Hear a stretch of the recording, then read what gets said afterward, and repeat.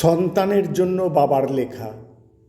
পাঠে শ্যাম সুন্দর পসারি। প্রিয় সন্তান, আমি তোমাকে 3টি কারণে এই চিঠিটি লিখছি। জীবন, ভাগ্য এবং দুর্ঘটনার কোনো নিশ্চয়তা নেই। কেউ জানে না সে কতদিন বাঁচবে। আমি তোমার বাবা। যদি আমি তোমাকে এই কথা না বলি, অন্য কেউ বলবে না। যা লিখলাম তা আমার নিজের ব্যক্তিগত তিক্ত অভিজ্ঞতা। এটা হয়তো তোমাকে অনেক অপ্রয়োজনীয় কষ্ট পাওয়া থেকে রক্ষা করতে পারে। জীবনে চলার পথে এগুলো মনে রাখার চেষ্টা করো।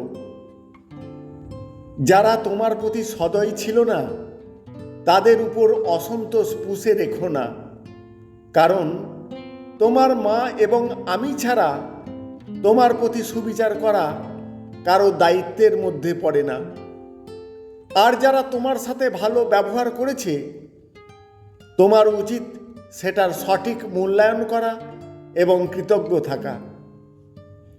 তবে তোমার সতর্ক থাকতে হবে এই জন্য যে প্রতিটি মানুষেরই প্রতি পদক্ষেপের নিজ নিজ উদ্দেশ্য থাকতে পারে। একজন মানুষ আজ তোমার সাথে ভালো, তার মানে এই নয় যে সে সবসময়ই ভালো থাকবে। কাজেই খুব দ্রুত কাউকে প্রকৃত বন্ধু ভেবো না। জীবনে কিছুই কিংবা কেউই অপরিহার্য নয় যা তোমার পেতেই হবে। একবার যখন তুমি এই কথাটির গভীরতা অনুধাবন করবে, তখন জীবনের পথ চলা অনেক সহজ হবে। বিশেষ করে যখন বহুল প্রত্যাশিত কিছু হারাবে কিংবা তোমার তথাকথিত আত্মীয় স্বজনকে তোমার পাশে পাবে না। জীবন সংক্ষিপ্ত। আজ তুমি জীবনকে অবহেলা করলে কাল জীবন তোমাকে ছেড়ে চলে যাবে। কাজেই জীবনকে তুমি যত তাড়াতাড়ি মূল্যায়ন করতে শিখবে, ততই বেশি উপভোগ করতে পারবে। ভালোবাসা একটি ক্ষণস্থায়ী অনুভূতি ছাড়া কিছুই নয়। মানুষের মেজাজ আর সময়ের সাথে সাথে এই অনুভূতি বিবর্ণ হবে। যদি তোমার তথাকথিত কাছের মানুষ তোমাকে ছেড়ে চলে যায়, ধৈর্য ধরো। সময় তোমার সব ব্যথা বিষণ্ণতাকে ধুয়ে মুছে দেবে। কখনো প্রেম ভালোবাসার মিষ্টতা এবং সৌন্দর্যকে নিয়ে বাড়াবাড়ি করবে না। আবার ভালোবাসা হারিয়েও বিষণ্ণতায়ও অতিরঞ্জিত হবে না। অনেক সফল লোক আছেন যাদের হয়তো উচ্চশিক্ষা ছিল না। এর অর্থ এই নয় যে তুমিও কঠোর পরিশ্রম বা শিক্ষালাভ ছাড়াই সফল হতে পারবে। তুমি যতটুকু জ্ঞানী অর্জন করো না কেন, তাই হলো তোমার জীবনের অস্ত্র। কেউ ছেঁড়া কাঁথা থেকে লাখ টাকার অধিকারী হতেই পারে, তবে এজন্য তাকে অবশ্যই পরিশ্রম করতে হবে। আমি আশা করি না যে আমার বার্ধক্যে তুমি আমাকে আর্থিক সহায়তা দিবে। আবার আমিও তোমার সারা জীবন ধরে তোমাকে অর্থ সহায়তা দিয়ে যাব না।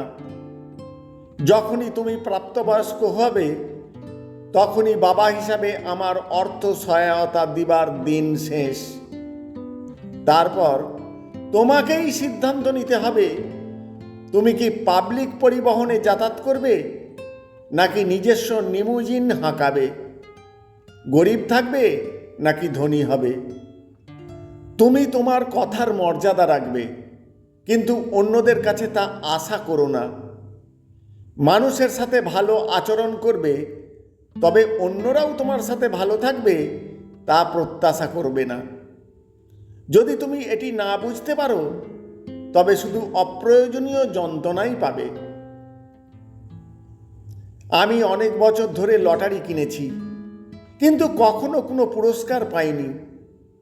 তার মানে হলো এই যে যদি তুমি সমৃদ্ধি চাও, তবে কঠোর পরিশ্রম করতে হবে।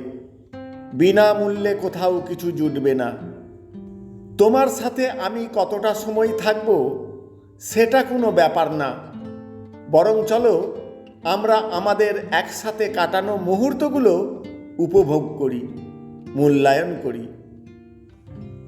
ভালোবাসা সহ, তোমার বাবা। বাবাটি হলেন একজন চাইল্ড সাইকোলজিস্ট এবং হংকংয়ের প্রখ্যাত টিভি সম্প্রচারকারী।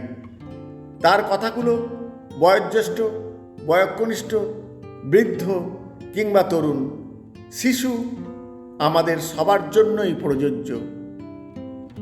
গল্পটা ভালো লাগলে বন্ধুদের মধ্যে শেয়ার করবেন। ধন্যবাদ।